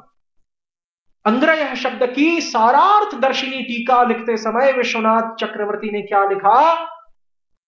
और भक्त्या माम अभिजानाति जो श्लोक है 18वें अध्याय का 55 या 56वां, उसकी सारार्थ वर्षिणी टीका में भी, गीता के उस श्लोक की टीका में भी उन्होंने अंग्री शब्द का जिक्र किया है। और भागवत का ये अन्य अरविंदाक्ष विमुक्त मानिने वाला श्लोक है अनादृत युष्मदंग्रयः, उसकी टीका में भी विश्वनाथ जी लिखते हैं 2 स्थानों पर कि अंग्री का तात्पर्य है विशुद्ध भक्ति। भगवान के जो चरण कमल है वो क्या है? विशुद्ध भक्ति के प्रतीक है। इसीलिए यदि हम ये मानते हैं कि ब्रह्मचर्य भगवान के चरणों से प्रकट हुआ, तो भगवान के जो चरण है, भगवान के जो अंग्री है, वो विशुद्ध भक्ति ही माने गए हैं। दूसरी बात, यहां पर जो कहा कि जो ब्रह्मचर्य भगवान के हृदय से प्रकट है और दूसरे जो आश्रम है वो दूसरे स्थानों से प्रकट है, तो हृदय से प्रकट होने का तात्पर्य क्या है? कि जिस प्रकार से किसी व्यक्ति की जो गुप्त इच्छाएं हैं वो केवल हृदय में रहती हैं, गुप्त इच्छाएं किसी व्यक्ति की हाथ पैर में नहीं रहती। ठीक है, भगवान का पैर तो भक्ति भी है, लेकिन जैसे हृदय में गुप्त इच्छाएं रहती हैं, तो उसी प्रकार से जो ब्रह्मचर्य है उसमें भगवान का आशय छिपा हुआ है, दूसरे आश्रमों में नहीं। और हृदय भी जो है भक्ति का क्षेत्र माना गया। जैसे भगवान के चरण भक्ति के वो है प्रतीक, वैसे भगवान का हृदय भी भक्ति का वो माना गया है, आधार स्थल। कहां से सिद्ध होगा? माधुर्य कादम्बिनी में लिखा ना, हृदय वप्रे नव भक्ति शस्य वितते है संजीवनी स्वागमा। हृदय रूपी क्षेत्र में भक्ति प्रकट होती है, और जैसे भक्त की भक्ति भगवान के लिए है, वैसे भगवान की भक्ति भी भक्त के लिए है। ये यथा माम प्रपद्यन्ते तम सतैव भजाम्यहम्, आदान प्रदान दोनों ओर से होता है। तो जो भगवान की भक्ति होती है भक्त के लिए, वो भक्ति कहां रहती है? भगवान के हृदय में। तभी तो भगवान ने 9वें स्कंद में अम्बरीश दुर्वासा के प्रसंग में क्या कहा? साधवो हृदयम मह्यम, मैं साधुओं का हृदय हूं और साधु मेरे हृदय हैं। क्योंकि भक्ति, भगवान की जो भक्ति अपने भक्तों के लिए है, जिसको भक्त वात्सल्य कहा गया है, वो भगवान के हृदय में रहता है। इसलिए भगवान ने कहा कि मेरे हृदय में मेरे भक्त साधु रहते, और ऐसे हृदय से ब्रह्मचर्य प्रकट होता है। हाँ, तो कहने का तात्पर्य यह है, अब यहां पे फिर से पूर्व पक्ष लगाया जा सकता है कि ये दूसरे जो आश्रम है वो भगवान के दूसरे अंगों से प्रकट होते हैं, ब्रह्मचर्य भगवान के हृदय और चरण से उत्पन्न होता है। अब यदि ये कहेंगे कि देखिए ब्रह्मचर्य भगवान के हृदय से प्रकटित है और गृहस्थ आदि आश्रम भगवान की जांग आदियों से प्रकट है, तो इसीलिए, लेकिन भगवान के अंग, एक अंग में तो अन्य समस्त अंगों का सामर्थ्य है, अंगानी यस्य सकल इंद्रिय वृत्तिमंती। तो फिर इस प्रकार से भेद करना कि नहीं ये ब्रह्मचर्य हृदय से प्रकट है इसलिए सबसे अधिक मुख्य है, ये ठीक नहीं लगता है। तो इसका समाधान क्या है कि यद्यपि भगवान के एक अंग में, एक इंद्रिय में अन्य समस्त अंगों का सामर्थ्य है, लेकिन फिर भी भगवान का हृदय अन्य अंगों से महत्वपूर्ण माना गया। कैसे? क्योंकि भागवत के जो 12 स्कंद हैं, पद्म पुराण का पादौ यदियौ प्रथम द्वितीय वाला जो श्लोक है पद्म पुराण का, वो भागवत के 12 स्कंदों को भगवान कृष्ण के 12 अंगों का साक्षात स्वरूप मानता है। कि पहले भगवान के जो दाएं और बाएं चरण हैं वो भागवत के पहले 2 स्कंद है। इस प्रकार से पूरा एक्सप्लेन किया है कौन सा स्कंद कौन सा अंग है। तो जो भगवान जो दशम स्कंद है उसको वहां पर भगवान का मुख मंडल माना गया, और कहीं कहीं जो दशम स्कंद है वल्लभाचार्य और विश्वनाथ चक्रवर्ती आदियों की दृष्टि में भगवान का हृदय माना गया, और उसमें भी जो रास पंचाध्यायी है 5 अध्याय, वो हृदय में स्थित जो प्राण होते हैं ना भगवान के, वो माने गए। तो अब यदि यहां पर ये कुतर्क कोई करे कि नहीं दशम स्कंद का भी उतना ही महत्व है जितना पहले और दूसरे स्कंद का है और दूसरे अन्य सभी स्कंदों का है, तो ये कुतर्क है। क्योंकि दशम स्कंद सबसे श्रेष्ठ स्कंद माना गया है भागवत का। लेकिन कोई व्यक्ति यहां कुतर्क करे कि नहीं भगवान के दूसरे अंग में भी वही सामर्थ्य है जो भगवान के मुख में या हृदय में है, तो यदि दशम स्कंद को तुम मुख या हृदय मानते हो तो वो उसकी कोई विशेषता नहीं है, क्योंकि भगवान के तो सभी अंग जो है समस्त अन्य अंगों की सामर्थ्य से युक्त है। फिर वैशिष्ट्य क्या रह जाता है?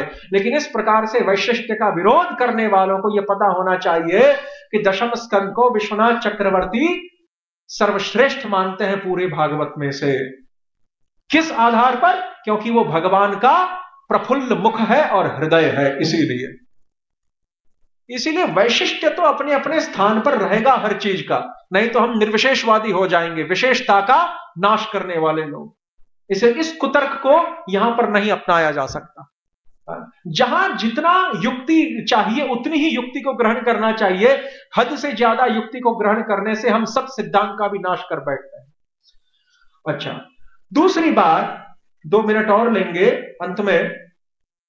तो जिस प्रकार से हमने बताया था कि ब्रह्मचर्य शब्द के 3 अर्थ निकलते हैं संस्कृत कोश के आधार पर, 3 प्रकार के अर्थ निकाले गए ब्रह्मचर्य शब्द के।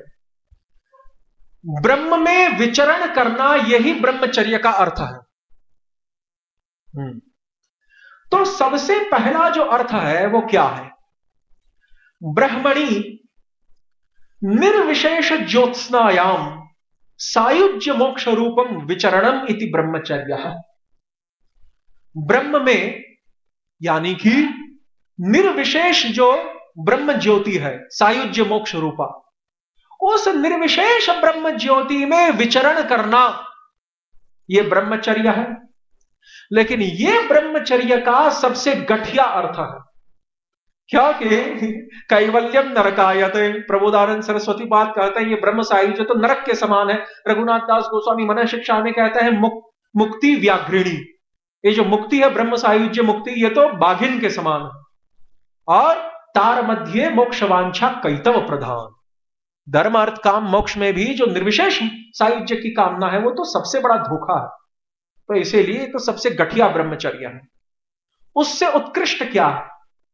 दूसरा अर्थ, ब्रह्मणि वेदेषु विचरणम इति ब्रह्मचर्य। ब्रह्म का एक अर्थ शास्त्रों में वेद माना गया है। ब्रह्मणि वेदेषु विचरणम इति ब्रह्मचर्य, ब्रह्म का एक अर्थ वेद माना गया। और वेद का अर्थ क्या है? शास्त्र बताता है धर्मम ब्रह्म च वेदयति इति वेदः। जो साधारण जो धर्म है, धर्म अर्थ काम मोक्ष के अंतर्गत आने वाला, उसका या फिर परम धर्म का भी जो निरूपण करे, दोनों प्रकार के धर्मों का, साधारण धर्म का और परम धर्म का। तो परम धर्म क्या है? सवै पुंसाम परो धर्मो यतो भक्ति रदोक्षजे अहेतु की अप्रतिहता या आत्मा सब, जो शुद्ध भक्ति है, स्वरूप सिद्धा भक्ति, वो है परम धर्म। सवै पुंसाम परो धर्मो, गीता भागवत के श्लोक याद। तो जो परम धर्म का और सामान्य धर्म का दोनों का निरूपण करे, और जो ब्रह्म का भी निरूपण करे। ब्रह्म भी दो तरह के हैं, साधारण ब्रह्म और परम ब्रह्म। तो साधारण ब्रह्म कौन है? साधारण ब्रह्म है भगवान नारायण विष्णु आदि, और जो मुख्य ब्रह्म है वो कौन है? गूढ़म परम ब्रह्म मनुष्य लिंगम। भागवत ने कहा यन मित्रम परमानंदम पूर्ण ब्रह्म सनातनम अहो भाग्यम नंद गोप व्रजौ दसाम। यत्रावतीर्णम कृष्णाख्यम परब्रह्म नराकृति। विष्णु पुराण और भागवत के ये प्रमाण है, जिसमें व्रजेंद्र नंदन श्याम सुंदर को परम ब्रह्म और सर्वाधिक गूढ़ ब्रह्म सिद्ध किया। ब्रह्म का सर्वाधिक गूढ़ रूप, most secret form of absolute truth is Krishna of Vrindavan.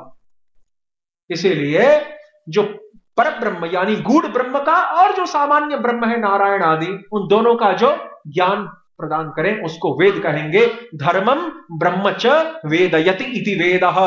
और ऐसे वेद में विचरण करना। लेकिन केवल साधारण धर्म का प्रतिपादन करने वाले वेद में विचरण करेंगे तो क्या होगा? न स्वाध्याय तपस्त्यागो यथा भक्तिर ममोर्जिता। वैसे वेद के स्वाध्याय से भगवान प्राप्त नहीं होंगे। लेकिन यदि परब्रह्म श्री श्याम सुंदर का निरूपण करने वाले वेद का हम अध्ययन करेंगे, उसमें यदि हम विचरण करेंगे, पराभक्ति का प्रतिपादन करने वाले, परम धर्म पराभक्ति का प्रतिपादन करने वाले वेद में यदि हम विचरण करेंगे, उस वेद का यदि हम अध्ययन करेंगे, तो हम निश्चित रूप से भगवत प्राप्ति करेंगे। ये यहां पर। और ब्रह्म का तात्पर्य क्या है? बृहत्वाद ब्रह्मणत्वाच्च तद्ब्रह्म परमं विदुः। विष्णु पुराण कहता है कि जो स्वयं बड़ा हो और दूसरों को बड़ा बनाने की सामर्थ्य रखे, उसको ब्रह्म कहा जाएगा। यह विष्णु पुराण में ब्रह्म शब्द का अर्थ है। तो कहने का तात्पर्य यह है। अब जो तीसरा अर्थ है, सर्वश्रेष्ठ अर्थ ब्रह्मचर्य का, वो क्या है? ये निषेधात्मक ब्रह्मचर्य नहीं है, ये सकारात्मक ब्रह्मचर्य की बात चल रही है। यहां पे केवल निषेध नहीं है, यहां पे कुछ पॉजिटिव एक्टिविटी है। ब्रह्मणि श्री श्याम सुंदरे तद अभिन्न सत्तारूप तन्नाम रूप चरित धामादि अप्राकृत पदार्थेषु विचरणम व मनोनिवेश पूर्वकम आस्वादनम इति ब्रह्मचर्य। ब्रह्म में यानी श्याम सुंदर में, क्योंकि सर्वश्रेष्ठ ब्रह्म कौन है? गूढ़म परम ब्रह्म मनुष्य लिंगम। भागवत कहता है श्याम सुंदर ब्रह्म का गूढ़तम रूप है। यन मित्रम परमानंदम पूर्ण ब्रह्म सनातनम परम ब्रह्म परम धाम पवित्रम परमम भवान। गीता में यत्रावतीर्णम कृष्णाख्यम परम ब्रह्म नराकृति ही कृष्णो ब्रह्मैव शाश्वतम। कृष्णोपनिषद कहता है यो असौ पर ब्रह्म गोपाल। गोपालता अपनी उपनिषद कहता है कृष्णो वै परमम दैवतम। गोपालता अपनी उपनिषद कहता है। ब्रह्म शब्द का रूढ़ी अर्थ कहां पर है? ब्रह्म शब्द का रूढ़ी अर्थ कृष्ण में ही पर्यवसित होता है। तदेव मुक्त प्रग्रह वृत्ति के द्वारा तदेव रूढ़ित्वेन प्राधान्यात् तस्य ईश्वर इति आदिनि विशेषणानि। ये ब्रह्म संहिता की प्रथम श्लोक जो ईश्वर परमः कृष्ण है, उसकी टीका में जीव गोस्वामी पाद लिखते हैं, कृषिबुर्वाचक शब्दो णश्च निर्वृतिवाचक तयोरैक्यम परम ब्रह्म कृष्ण मित्यभिधीयते। गौतमीय तंत्र का यह श्लोक कोट किया गया कि कृष्ण ही पर ब्रह्म है, इति योग वृत्तित्वेन तस्य तादृशत्वम लभ्यते। स च शब्दः श्री देवकी नंदन एव रूढ़ः। कृष्ण शब्द का अर्थ देवकी नंदन यशोदानंदन कृष्ण है। यशोदा का भी एक नाम देवकी है, ध्यान रखना। अस्यैव सर्वानंदकत्वम वासुदेवोपनिषदि दृष्टम देवकी नंदनो निखिलमानंदयत इति। वासुदेव उपनिषद में भी यशोदानंदन यानी देवकी नंदन कृष्ण को ही श्रेष्ठ माना। और इसीलिए नाम कौमुदी की रचना करने वाले क्या कहते हैं, ये श्लोक तो चैतन्य चरितामृत में भी आया है अंत्य लीला में। कृष्ण शब्दस्य तमाल श्यामल त्विषी श्री यशोदास्तनम धये पर ब्रह्मणि रूढ़ः इति। ये श्लोक पद्यावली में भी आया, रूप गोस्वामी की पद्यावली में भी और चैतन्य चरितामृत अंत्य लीला में भी। कृष्ण शब्दस्य तमाल श्यामल त्विषी श्री यशोदास्तनम धये। कृष्ण शब्द का मतलब क्या है, तमाल वृक्ष की तरह श्याम अंग कांति से युक्त जो यशोदा के स्तन का पान करने वाले पर ब्रह्म है, उसी में कृष्ण शब्द का रूढ़ी अर्थ बैठता है। ये नाम कौमुदीकार के वचन है। कृष्ण शब्दस्य तमाल श्यामल त्विषि श्री यशोदास्तनम धये पर ब्रह्मणि रूढ़ी इति। तो इन साक्ष्यों के आधार पर सिद्ध हुआ कि पर ब्रह्म श्री श्याम सुंदर है और उनसे अभिन्न सत्ता वाले जो उनके नाम है, रूप है, गुण है, धाम है, चरित है और परिकर आदि हैं, ऐसे जो अप्राकृत पदार्थ हैं, इन अप्राकृत पदार्थों में जो विचरण करते हैं, चर्यम ब्रह्मचर्यम, इन अप्राकृत भगवान के नाम रूप गुण लीला आदियों में जो विचरण करते हैं, विचरण का मतलब क्या है, मनोनिवेश पूर्वक आस्वादनम। मनोनिवेश पूर्वक शासन साधन, मनोनिवेश पूर्वक रागानुगा भक्ति का जो परमावेश है, उस परमावेश पूर्वक इन चीजों का आस्वादन करना, इनमें विचरण करना, यही ब्रह्मचर्य है। हरे कृष्ण कृष्ण कृष्ण हरे हरे, हरे राम राम राम हरे हरे, निताई गौर प्रेमानंदे, हरि हरि बोल। छोटी सी एक बात है, हमने जो कल बताई थी कि 5 प्रकार की भावनाएं रखनी चाहिए ब्रह्मचारियों को। तो एक और बात है, ये जो रास लीला है ना भगवान की, उसमें भी यदि हम पहुंच गए लेकिन ब्रह्मचर्य हमारा यदि टूटा, तो मैंने बताया था 2 दिन पहले कि केवल साधकावस्था में ही ब्रह्मचर्य का वो नहीं है उपादेयता, रेलेवेंस, सिद्धावस्था में भी है। हम पहुंच भी गए भगवान की प्रकट लीला में, ऑन द ट्रायल बेसिस, पहले प्रकट लीला में जाना पड़ता है ना, फिर अप्रकट में जाएंगे, तो इंट्रिम जिसको कहते हैं, इंट्रिम। तो प्रकट लीला में हम चले गए साधन सिद्ध के रूप में, गोपी भी बन गए, लेकिन यदि हमारे शरीर का स्पर्श हमारे पति ने कर लिया, क्योंकि परकीय भाव की उपासना में प्रत्येक गोपी का अपने अपने पतियों के साथ विवाह होता है, कृष्ण के साथ जार भाव का एक्स्ट्रा मैरिटल अफेयर होता है परकीय भाव की उपासना हमारे संप्रदाय में। तो यदि हमारे पति के द्वारा हमारा स्पर्श हुआ और हमारा संभोग हो गया और पुत्र आदि की उत्पत्ति हो गई, तो हम उस शरीर से कृष्ण का स्पर्श और रास लीला में प्रवेश नहीं कर पाएंगे। रास पंचाध्यायी में भागवत के 10वें स्कंद के 29वें अध्याय में बताया गया कि कुछ कुछ गोपियां अपने घर से बाहर नहीं निकल सकी, तावार्यमाणा पति भी, उनके पतियों ने उनको रोक लिया घर के अंदर, और विरह की अग्नि इतनी जाग उठी कि उन गोपियों ने अपने शरीर को वहीं पे त्याग दिया समाधि में बैठकर, फिर दूसरा शरीर लेकर श्याम सुंदर की लीला में प्रवेश किया है। क्यों उस शरीर को त्यागा? टीकाकारों ने, विश्वनाथ चक्रवर्ती, जीव गोस्वामी आदि टीकाकारों ने रहस्य खोला कि इन व्रज देवियों का स्पर्श उनके पतियों के साथ हो गया था, लेकिन प्रायः करके जो व्रज रमणियां हैं, अपने पतियों के साथ उनका विवाह होने पर भी उनका कदापि एक दूसरों के साथ शारीरिक समागम नहीं होता, योग माया नहीं करवाती है, इसलिए प्रायः, लेकिन कुछ कुछ गोपियों का हो जाता है। तो जिन गोपियों का ब्रह्मचर्य खंडित हो जाता है, वो उस शरीर से श्याम सुंदर का स्पर्श नहीं कर सकते। दूसरी बात कि उज्ज्वल नीलमणि में रूप गोस्वामी पाद ने कहा, न जातु व्रज देवी नाम पति भी सह संगम। प्रायः करके जो व्रज रमणियां हैं, उज्ज्वल नीलमणि में रूप गोस्वामी कहते हैं, प्रायः करके जो व्रज रमणियां हैं, उनका अपने पतियों के साथ शारीरिक समागम नहीं होता है। न जातु ब्रज देवी नाम पति भी सह संगम। इसीलिए ब्रह्मचर्य का तो वहां पर भी महत्व है और ज्यादा कुछ बोलने की जरूरत नहीं है। तो अब 4 प्रकार के ब्रह्मचर्य हैं। सबसे पहला तो जैसे भागवत में कहा, तमोद्वारम योषिताम संगी संगम। तमो नरक का द्वार है स्त्री का संग और स्त्री संगियों का संग है।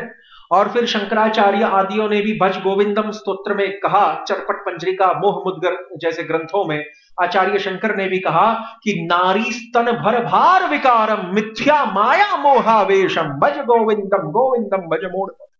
कि नारी का जो शरीर है ये एकदम घृणास्पद है, मांस आदि से बना हुआ है, इसमें मिथ्या मोह से आविष्ट मत होना, गोविंद का भजन करना। और ये स्त्री तो जो है नरक का द्वार। अब ये सबसे पहला वो है तरीका।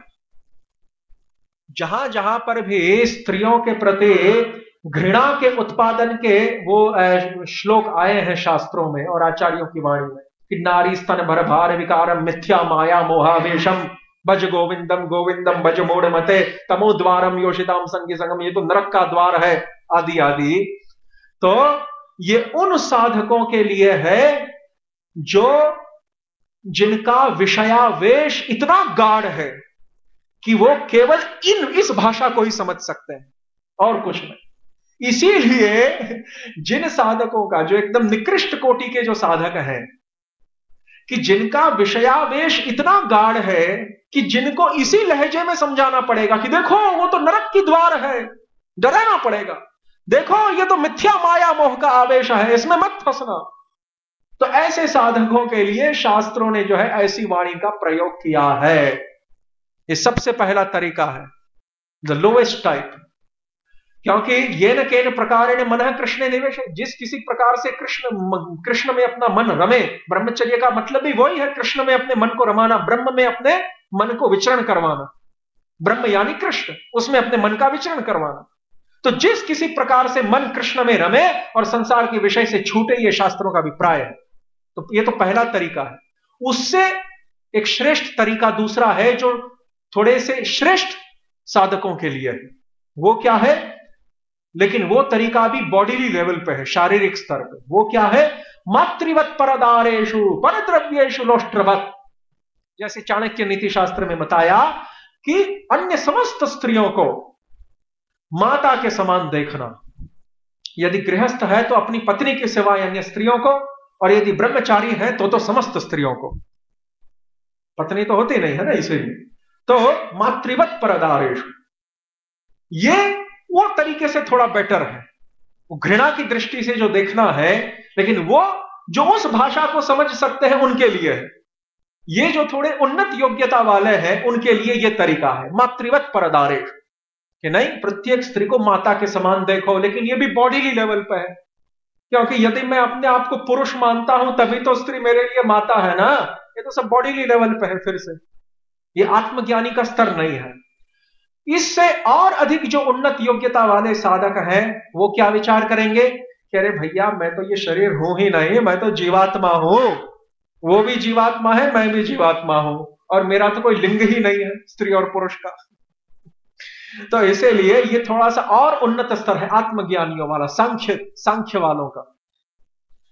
और सबसे ऊपर का जो स्तर है वो क्या है? भक्ति मार्ग का। और उसमें क्या विचार होगा? भोक्ताराम यज्ञ तपसाम, कृष्ण ही एकमात्र अखिल भोक्ता है। एक ईश्वरे कृष्ण आर सब भृत्य, और सभी उनके सेवक हैं। मैं भी सेवक हूं, ये भी सेवक है, स्त्री हो पुरुष हो, हम सभी कृष्ण के सेवक हैं। अनासक्तस्य विषयान यथार्हम उपयुञ्जतः निर्बंध कृष्ण संबंध युक्त वैराग्य मच्यते।